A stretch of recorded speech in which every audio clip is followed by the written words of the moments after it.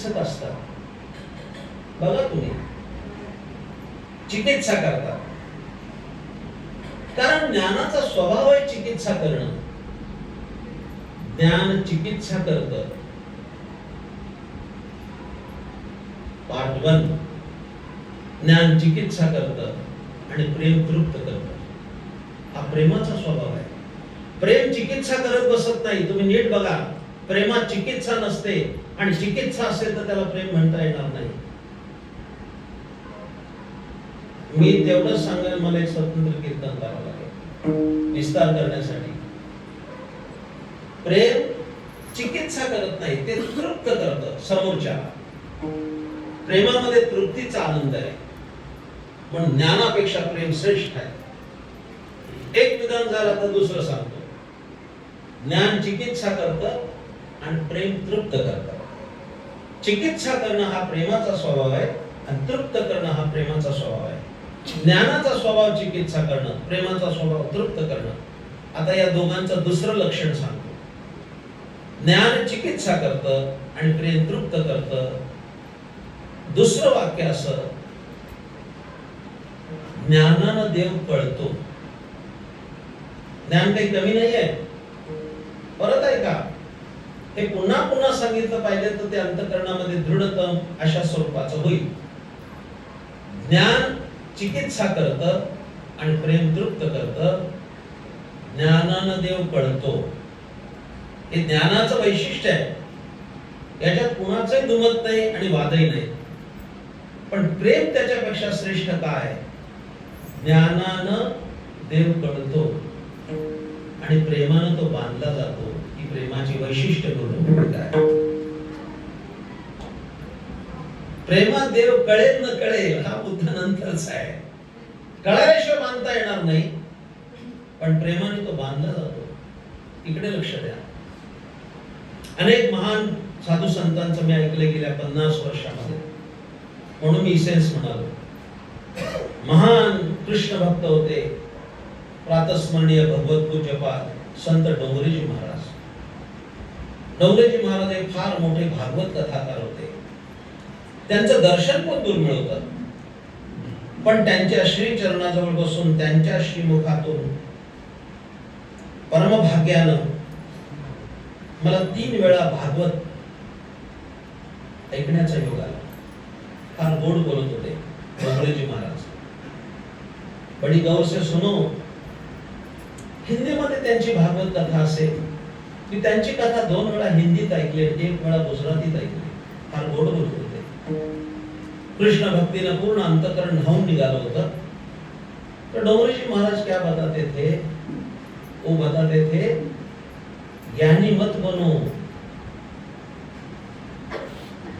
ज्ञानी मत बनो, भक्त बनो. डोंगरेजी महाराजांचा खूप मोठा संदेश. ज्ञानी मत बनो, भक्त बनो. कारण ज्ञानी वाया गेल्याचे अनेक उदाहरणं सापडतील. भक्त वाया गेला असं एक पण उदाहरण नाही. ते लक्षात ठेवा. ज्ञान प्राप्त करून देव कळायचं काय, कळाला काय, न कळाला काय, पण त्याचं प्रेम मिळणं ही परमोच्च अवस्था आहे. लक्षात ठेवा. प्रेमानं तो बांधला जातो. हे अभंगाचं पहिलं चरण आहे. गवळणी बांधीची धारणा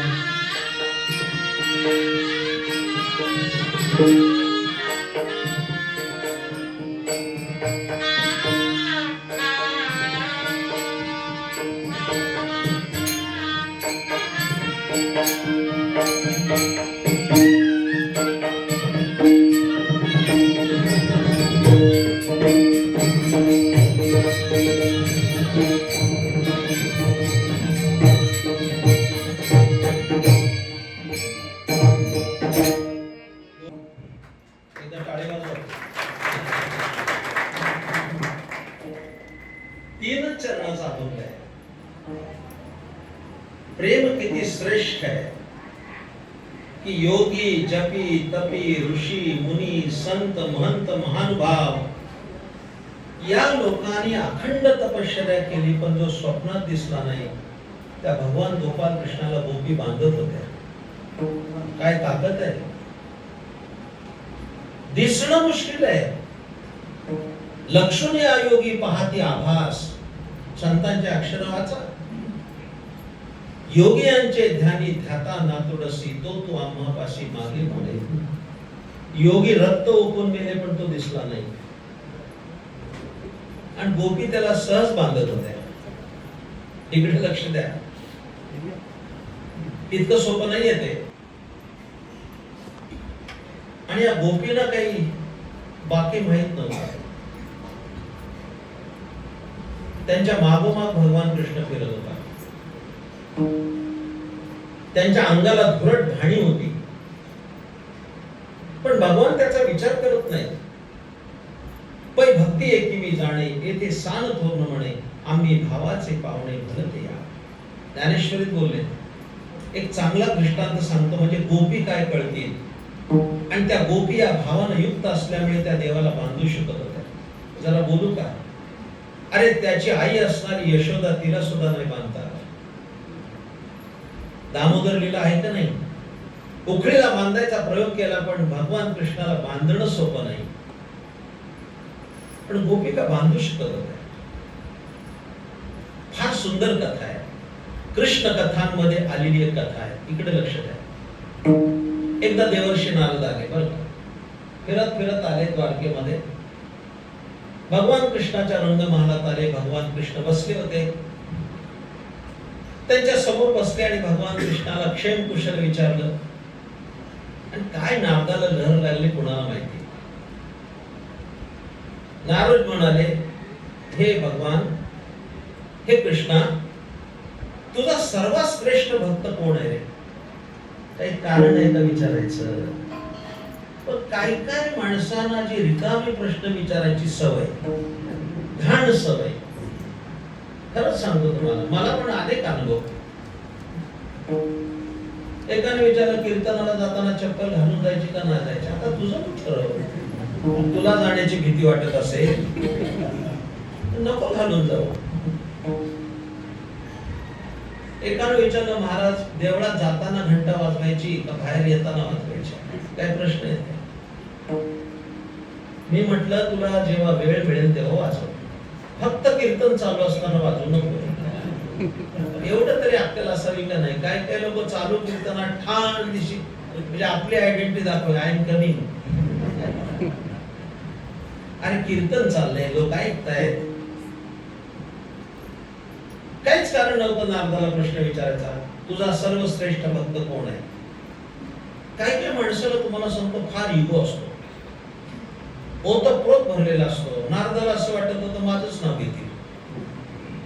एक माणसाला फार स्वतःची फाजील आत्मविश्वास असतो, माझ्यासारखं कोण आहे हे असं वाटणंच म्हणजे कोण नसणं. माझ्यासारखा कोण आहे? अरे बाबा, पृथ्वी निधाने भरली आहे. काय ज्ञानेश्वर एकनाथ मानव नंतर अशी एक एक रत्न पृथ्वी तलावर आहे, तर आपण कोण आहे? हीच गणती. इकडे लक्ष द्या. तुमच्यासाठी सांगतो, उस्ताद बिस्मिल्ला खानची मुलाखत घेत होती, इथे ऐकली. फार सुंदर सनई वाजवत होते. मोठ्याचा विनय किती मोठा असतो. उस्ताद बिस्मिल्ला खान म्हणाले, भारतरत्न मिळाला त्यांना सनई वाजवण्यासाठी. आखरी वक्त में बोले, मुझे अभी भी अच्छी नहीं बजाने आई और बहुत सीखना था, लेकिन समय कम पड़ गया. हा टोकाचा विनय आहे. कोण आहे तुझ्यापेक्षा मोठा श्रेष्ठ भक्त? नारदाला वाटलं माझंच नाव घेतील. काय भगवान कृष्णाने सांगितलं, माझ्या संपूर्ण इतिहासामध्ये माझ्या सर्वश्रेष्ठ भक्त गोपी आहेत. गोपींसारखा कोणी श्रेष्ठ नाही. गोरा गुंटा असणारा नारद तोंड काळं पडलं, आपलं नाव नाही आलं, तिकीट काढून लॉटरी नाही लागली. नंतर जरा वाईट वाटलं. जरा पुढे सांगू का? ऐकता का? जाता जाता विणा वाजवत नारद म्हणाले, देवाला कळतच नाही. त्या बायकांची नावं घेतली. त्यांना काय गीता कळते का? त्यांना भागवत कळतं? गाई म्हशीचं दूध काढून दही विरजून तूप काढणाऱ्या, मथुरेला जाऊन विकणाऱ्या साध्या बायका त्या काही ज्ञान तरी आहे का त्यांना? पण देव म्हणतो त्याच माझ्या प्रिय भक्त आहेत. आले तसे नारद निघून गेले. आता न सांगता तुला कळ येते अंतर. देवाच्या लक्षात आलं की काहीतरी गडबड आहे. नारदाच्या डोक्यात काहीतरी अहंकाराचा वारा लागला. गेले 4-6 महिन्याच्या परत नारद एकदा द्वारकेला आले. देवाच्या रंग महालात आले तर देवाच्या डोक्याला हात लावून बसला. नारदाला कळेना. नारद तिथे गेले, देवा का रे डोक्याला हात लावून बसला? नारदाला 3 दिवस झालं डोकं ठणकतंय, हातोडे मारल्यासारखं दुखतंय. औषध केलं का नाही? नाही म्हणे, औषधच मिळत नाही. मिळत नाही? होय, 2-4 मेडिकल मध्ये जाऊन आलो, मिळत नाही. असं करा, तुम्ही सगळ्या त्रिभुवनात जाता, स्वर्ग मृत्यू पातळात जाता, एखादं मोठं मेडिकल असेल तेवढं औषध घेऊन या. नारद म्हणला आता आणतो. काय औषध आहे?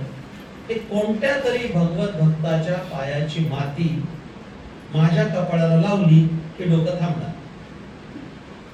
हात तिच्या म्हणले, एवढंच आहे का? आता आलो.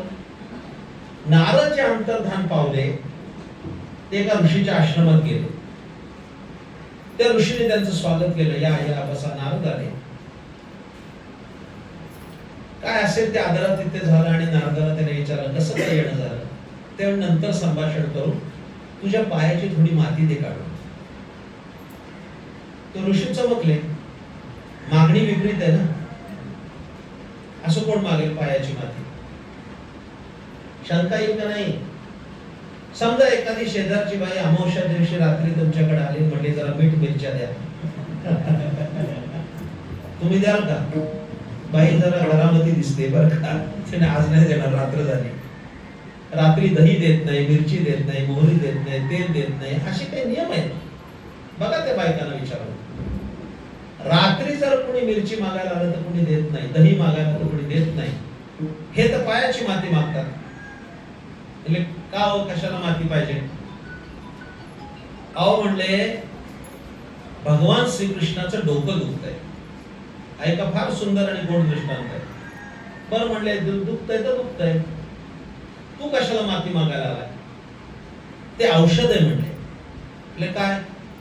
देवानीच सांगितलं की कुठल्या तरी भक्ताच्या पायाची माती माझ्या डोक्याला लागली तर डोकं दुखायचं थांबेल.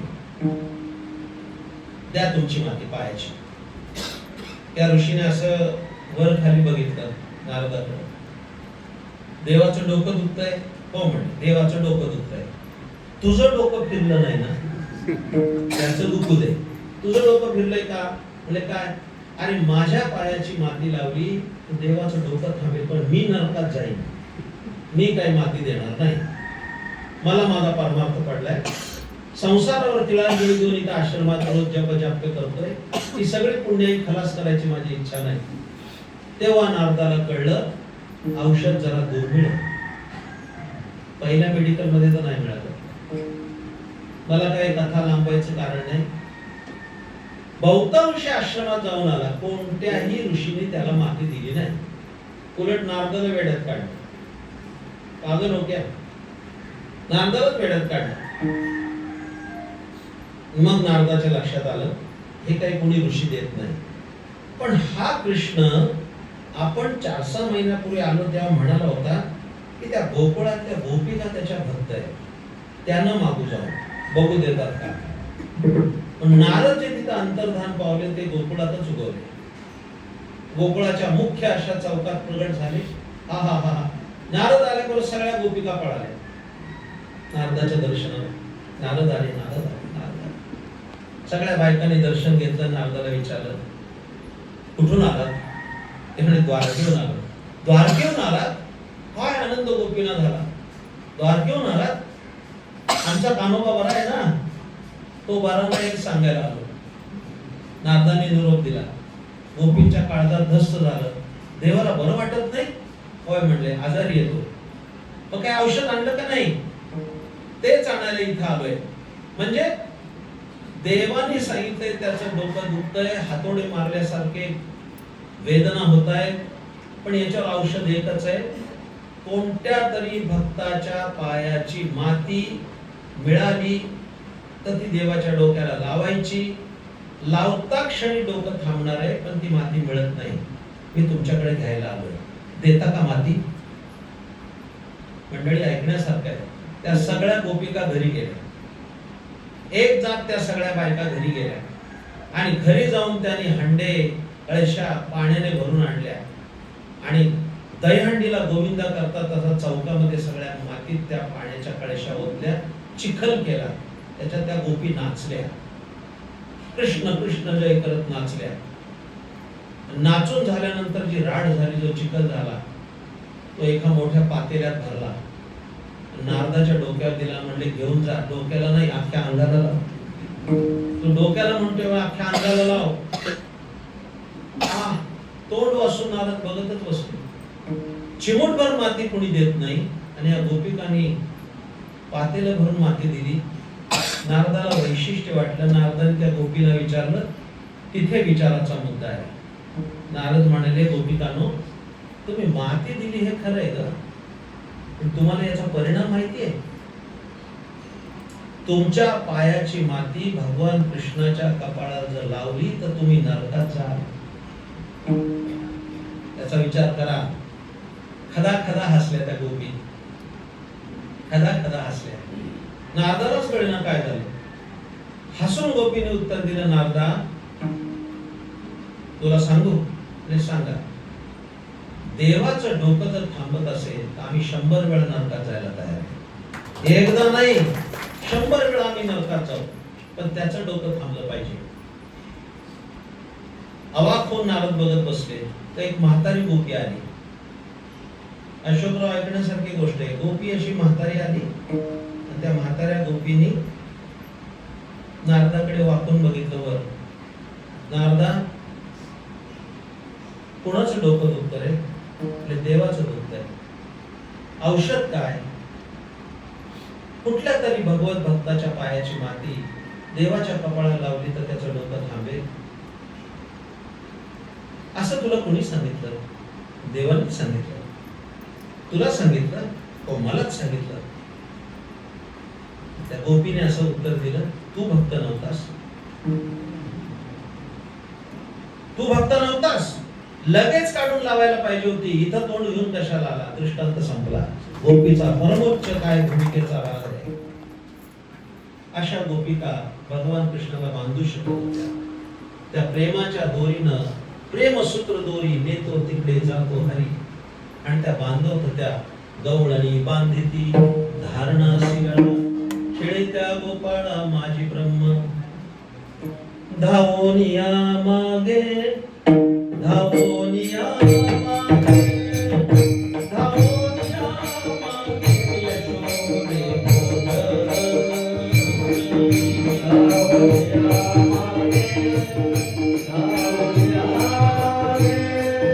धावोनिया मागे, धावोनिया मागे, धावोनिया मागे,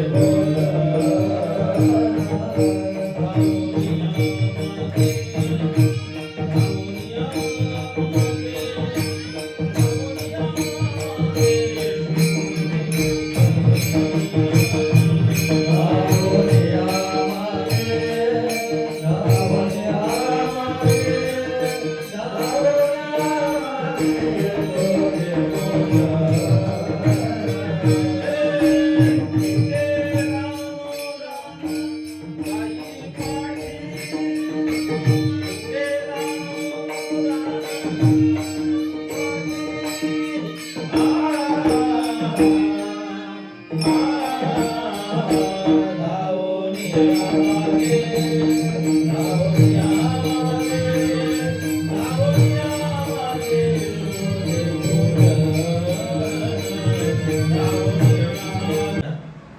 आणि कोकणात बासुंदी प्रकार फार कमी आहे, रसमलाई आहे.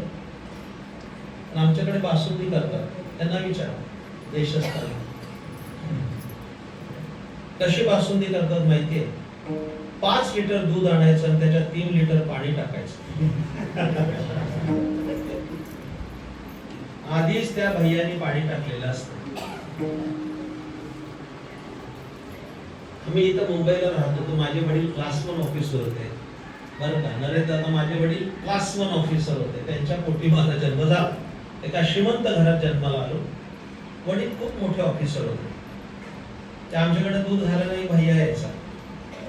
काय लिटर 2 लिटर दूध त्यावेळेस घ्यायचे उल्हासनगर. आमच्या आईने एक विचारलं, भैया अरे ये बहुत दूध पतला है, क्या बात है? तो माझ्या आईला म्हणाला, मौसी क्या बताऊ, भाई ज्यादा पाणी पी गई. त्याने पाणी टाकले कुठं सांगतो, भाई ज्यादा पाणी पी गई. ते दूध आणायचं, त्या दुधाला मंद आचेवर ठेवायचं बरं का, आणि ढवळत बसायचं. आणि बोट बुडणार नाही, त्याच्यामध्ये खवा टाकायचा, मसाल्याचे पदार्थ, चारुळे, वेलदोडे, मनुके टाकायचे. मग बोट बुडणार नाही असं द्रावण झालं की त्याला बासुंदी म्हणतात. आता ती द्रौपदी बसली होती, ती बासुंदी हलवत. ढणाढणा जाळा धरून चालत नाही, मंद आचेवर ते हलवावं लागतं, नाही तर करपून जाईल. काय तिच्या डोक्यात विचार आला, काय बासुंदीचा वास येतोय. घळा घळा घळा डोळ्यातून अश्रू आले. बासुंदी केली खरी, पण कृष्ण जेवायला असतं तर बरं झालं असतं. तिच्या गालावरचे अश्रू बघून धर्मराजाने विचारलं, सणाचा दिवस आहे आणि डोळ्यातून पाणी का काढलंस? नाही म्हणे, दुःख नाही होतंय, पण डोळ्यात अश्रू का? बासुंदी चालली, कृष्ण जेवायला असतं तर बरं झालं असतं. धर्मराजा म्हणाला, मग आता तुम्ही आधी सांगितलं असतं तर बरं झालं असतं, मी बोलवून आणलं असतं त्याला. आता आपण हस्तिनापुरात, तो द्वारकेत. आता असं करा, पुढच्या वेळेला जेव्हा करा तेव्हा आधी सांगा. ही चर्चा भीमाने ऐकली. भीम तिथंच होता. काय भानगड आहे? भानगड बिडगड काय नाही. नाही काय चाललंय, काय चाललंय काय तुमचं? दादागिरीच ना, काहींच्या ती रक्तातच असते. काय चाललंय? काय नाही म्हणले, द्रौपदी म्हणते कृष्ण असता तर बरा झाला असता. असता तर कशाला, घेऊनच येतो. अरे पण द्वारका कुठं, आता 11:30 वाजले, अर्ध्या तासाने जेवायला बसायचंय. तुम्हाला काय करायचंय, तुम्ही तयार करा आणि ताटं वाढली की मला हाक मारा. राजवाड्याच्या बाहेर एक वडाचं झाड होतं, त्या वडाच्या झाडाखाली गदा टाकली, त्या गदेवर डोकं ठेवून भीम घोरायला लागला. स्वयंपाक झाला, ताटं वाढली, 5 ताटं वाढली. आता भीमाला उठवायला धर्मराज गेले. भीमाने उठून आत आला, बघतो तर 5च ताटं. कृष्णाचं ताट कुठं आहे? तर धर्मराजा म्हणाला, अरे तो आला नाही तर ताट कशाला मांडायचं, मांडा म्हणतो ना. द्रौपदी म्हणली, तुम्हाला जेवायचं तेवढं जेवा, पण दुसरं ताट काय मांडत नाही. मांड म्हणतो ना, ती गदाच उचलली. धर्मराजा म्हणाला, मांड आता.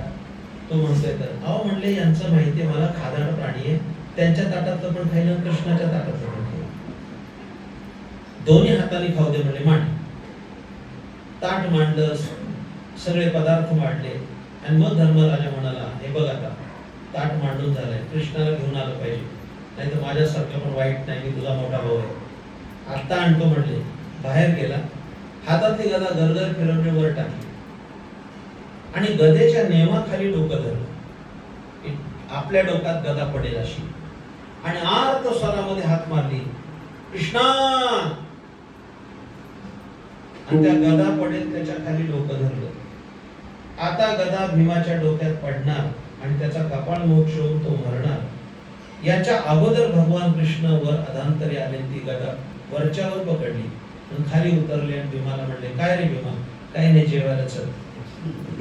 तो म्हणला, हयात गेली पण असलं निमंत्रण नाही आला, असलं दिलं, आणि तुला काही थोडी लाज शरम आहे का नाही, असं बोलवतात का? माझा दोष नाही, तुझ्या बहिणीला वाटलं जेवावं, मी तुला अर्जंट कॉल केला आणि बोलवलं. पण म्हणतं देव जेवत नाही. फक्त माझी विनंती, हा प्रयोग घरी करू नका, नाही तर एखादा बाई खलबत्तावर टाकायची, नमुन्यावारी जायची. मला काही त्याचं विशेष विवरण नाही, देव जेवतो.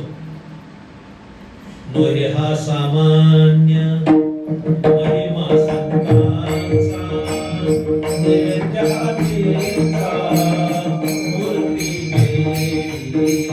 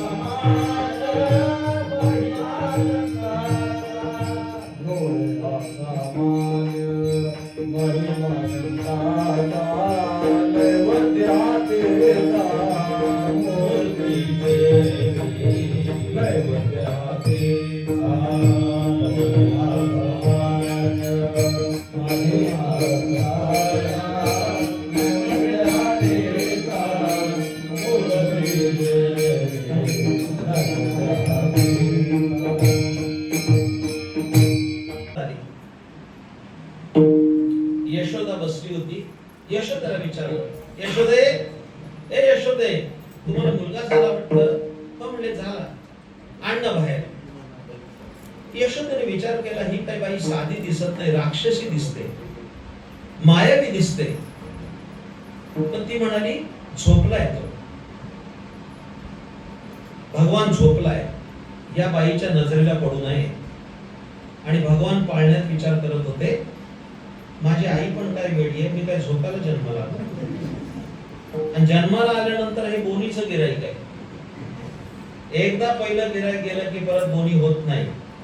देवाने रडायला सुरुवात केली. यशोदेला ती पुतना म्हणाली, अगं रडतोय आणि तू झोपला म्हणते, आण त्याला इकडं. यशोदेने आणून त्या समोर बसली. वैकुंठवासी कोंडाजी बाबा डेरे नावाचे संत होते, ते काल्याच्या कीर्तनात म्हणायचे, यशोदेने पुतनेच्या समोर कृष्णाला आणल्याबरोबर कृष्णाने पुतनेकडे बघितलं आणि म्हणाले, राम राम मावशी, बरी पहिल्या नंबरावर आली, असं ते म्हणायचे. ओपनिंग बॅट्समन म्हणून तुला आणलंय. फार सुंदर भागवतामध्ये काही भाव काढलेले आहेत, फार सुंदर. आता देवाला तिला मारायचं होतं, पण यशोदा होती. यशोदा असताना ह्याला कसं मारता येईल? पण यशोदा इथनं उठली पाहिजे. यशोदा हे जीवाचं प्रतीक आहे आणि जीवाची धाव संसाराकडे. आणि यशोदेने चुलीवर दूध ठेवलंय.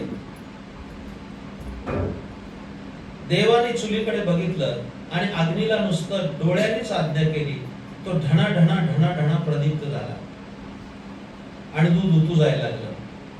या सगळ्या बसलेल्या माझ्या माता भगिनी त्यांना विचारा, कोणत्याही बाईला दूध उतू गेलेलं आवडत नाही. आवडतं का? नाही. कारण दूध उतू गेलं की साई येत नाही. नियम आहे. दूध उतू गेलं ना तर त्याला साई येत नाही. साई आली नाही तर दही लागत नाही. दही नाही की लोणी नाही. लोणी नाही की तूप नाही. एवढ्या प्रक्रिया थंडावतात दूध उतू जाण्याने. पण कोणत्याही बाईला दूध उतू गेलेलं आवडत नाही. हा, एक वेळ नवरा उतू गेलेला चालेल, ती सहन करते, पण दूध उतू गेलेलं ती सहन करत नाही. दूध उतू गेल्यावर यशोदा पळाली दुधाकडे आणि मग भगवंताला ते पुतनेच्या मांडीवर तिला पुतना शोषली. पंचप्राण हरण केले तिचे, पण पुतनेचा उद्धार केला. तुझे उदारे जाणू स्वतंत्र, देतान म्हणसी पात्रा पात्र, जे कैवल्याविषयी पवित्र वैरी आहे दिदळे. एकापेक्षा एक कथा आहे. शक्तासुराचा वध केला, अगासुर कागासुर मारले आणि देव रांगून आला. गुडघे टेकत टेकत त्याचं रांगणं सुरू झालं. त्याची फार सुंदर लीला आली. परब्रह्म निष्कामतो हा, परब्रह्म निष्कामतो हा, गौडिया घरी वाक्यावाळे अंतकृष्ण नवनिकातो. परब्रह्म निष्कामतो हा,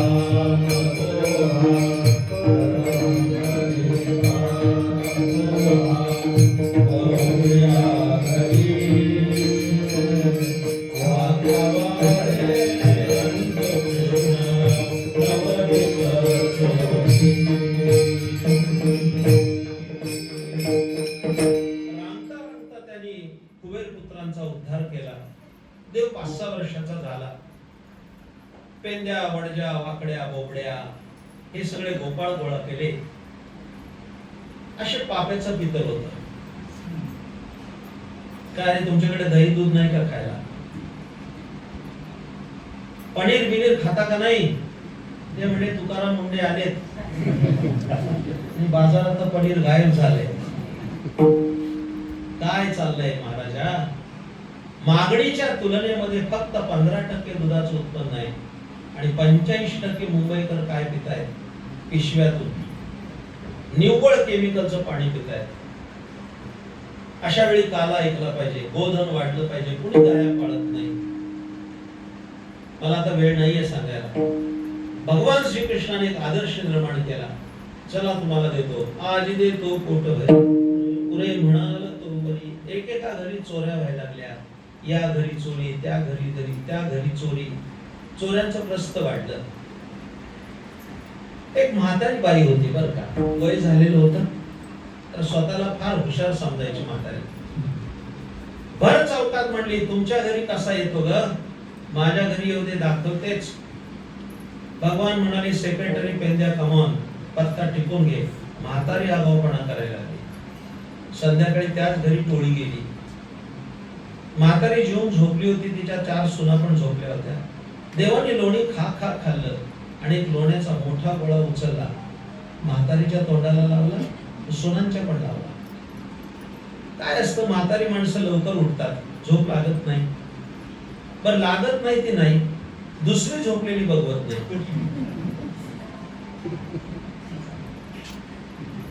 त्या सुनानं उठवलं, उठा, किती वेळ झाला?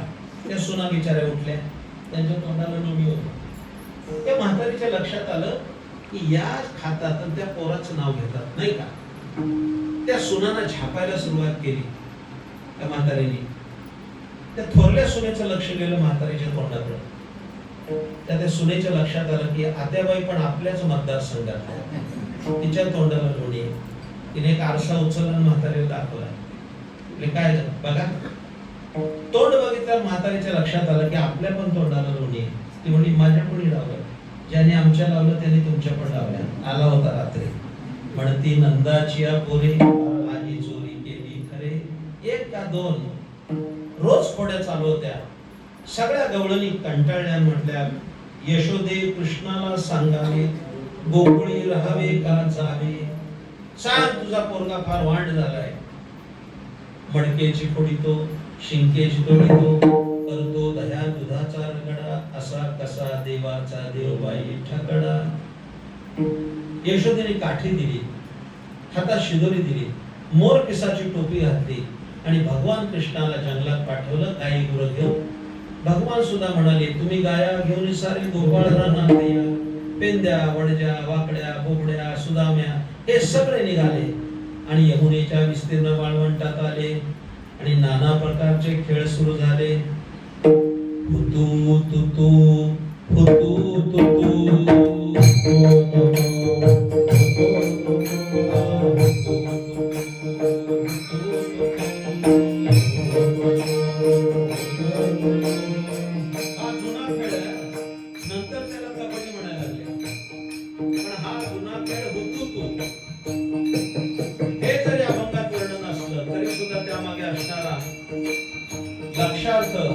त्यातही तत्वज्ञान आहे.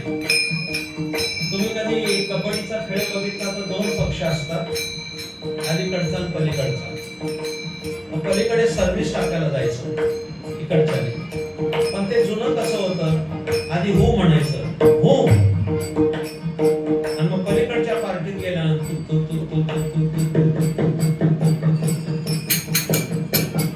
तिथं हो म्हणायचं नाही, हो म्हणाला की आऊ. आता ते बिघडले, कबड्डी कबड्डी कबड्डी असं नाही. त्याचा दम किती दिसत होता.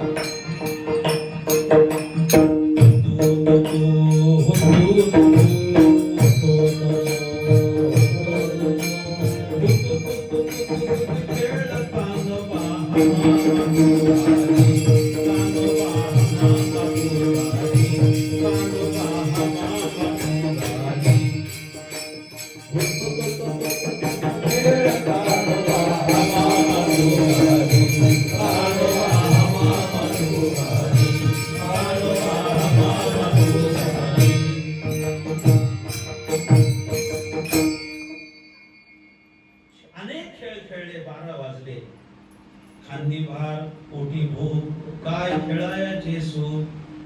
पेंद्या म्हणाला आता खेळण्यात मजा नाही, आता जेवूया. सगळ्यांनी शिदोऱ्या आणल्या, खडकी सोडल्या मोठा, आजीचा दहिकाला कोंबटा, दगडावर शिदोऱ्या सोडल्या.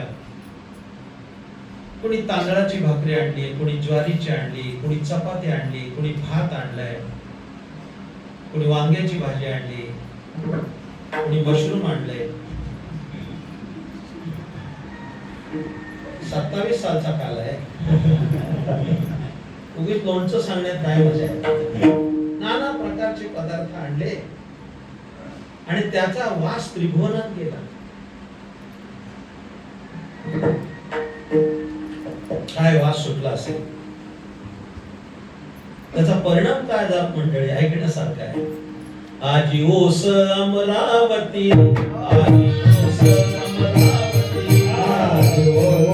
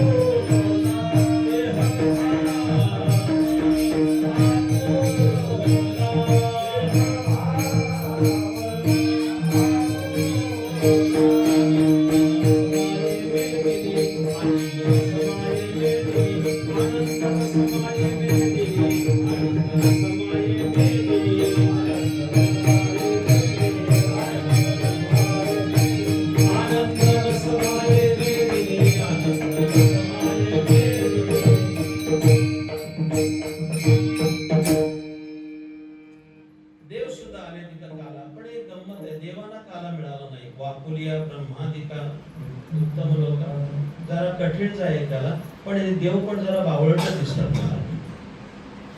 मला क्षमा करा, पण देव पण बावळट आहे. काला खाण्यासाठी ते मासे झाले, बरोबर ना? काल्याचे असे देव जळी झाले, मग त्यांना मासा वाटलं. गोपाळ झाले असते तर काला मिळाला असता, पण ते मासे झाले. मासा होऊन त्यांना काला मिळाला नाही. देव म्हणाला यमुनेच्या डोहात त्यांची काय योजना होती की गोपाळ काला खातील आणि हात धुवायला यमुनेत जातील आणि त्यांच्या हाताला लागलेला खरकटा काला आम्हाला खायला मिळेल. देवाने याचं राजकारण ओळखलं. हे तिथं मासे झाले, ब्रह्मदेव इंद्र हे सगळे मासे झाले. यांना काला द्यायचा नाही. म्हणजे त्या गोपाळांना सांगितलं तिकडे जाऊ नका, मोठ्या मोठ्या मगरी आहेत, तुम्हाला खातील. म्हणजे हाताला ते काला लागलं, ते टिरीला पुसा. काल्याचे नि असे देव जळी झाले मासे, पुसोनी हासे टिरी सांगा ते हात.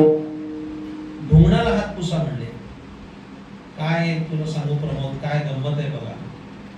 5000 वर्ष झाले तरी हात धुतले तर माणसं ढुंगणाला पुसतात. हातून सुद्धा बघा, नॅपकिन नसली तर काही कळतोय काला. गोपाळ काला गोड झाला आणि गोपाळाने गोड केला ज्ञानेश्वर.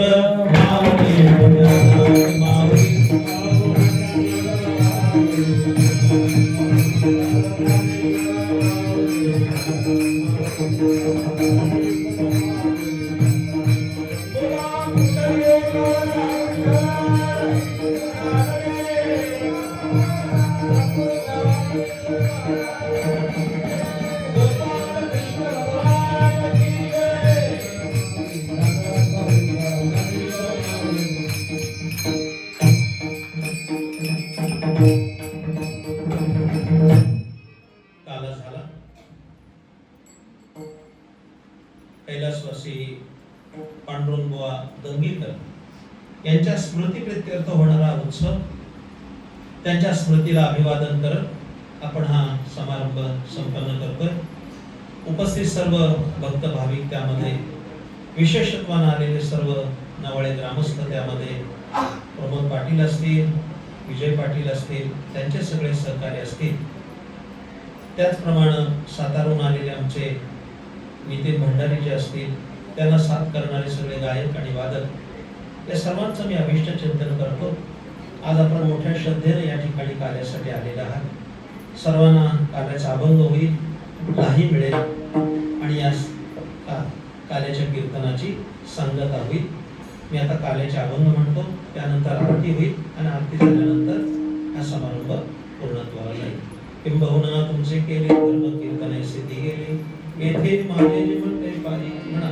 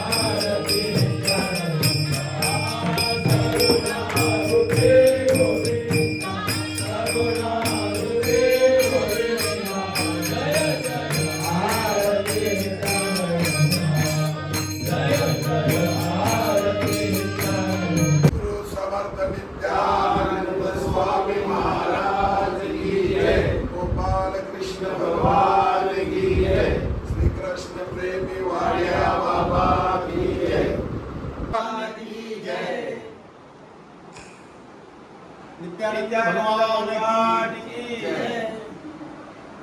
बोलो श्री अंबे।